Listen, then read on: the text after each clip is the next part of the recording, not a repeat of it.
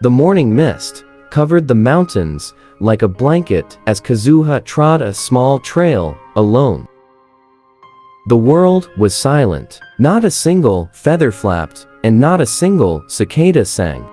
Even the roiling waves seemed to have fallen into slumber, leaving just the faint whisper of the wind audible against the silence. Kazuha stuck out his tongue. The air tasted heavy and gloomy.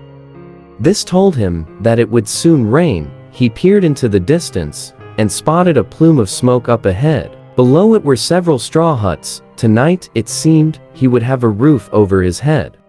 He informed the owner of the house that a storm was coming. At first, he was met with skepticism, but come noon, the rains arrived right on cue.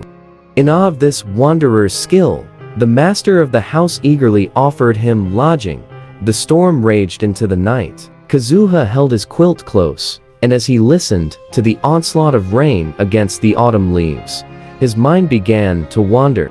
In the time since the Kaedehara clan's fortune had faded away, and he had set off on his journey, Kazuha had traveled across many of Inazuma's islands and had become intimately acquainted with the plight of the wanderer.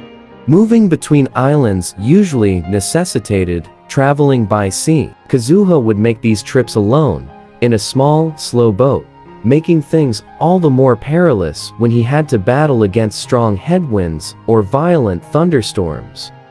And yet, there was limitless fascination to be found in this same journey of his, where the vast sky and boundless earth was his home, and all living things that inhabited them were his friends. If one's heart is empty, all under heaven is empty. But if one's heart is pure, all under heaven is pure.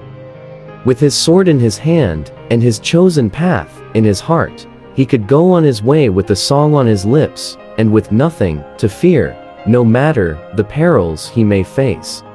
Kazuha slept soundly that night, his mind at rest having made peace with his feelings. The next day, he awoke to the sound of birds and a shining vision lying upon his chest.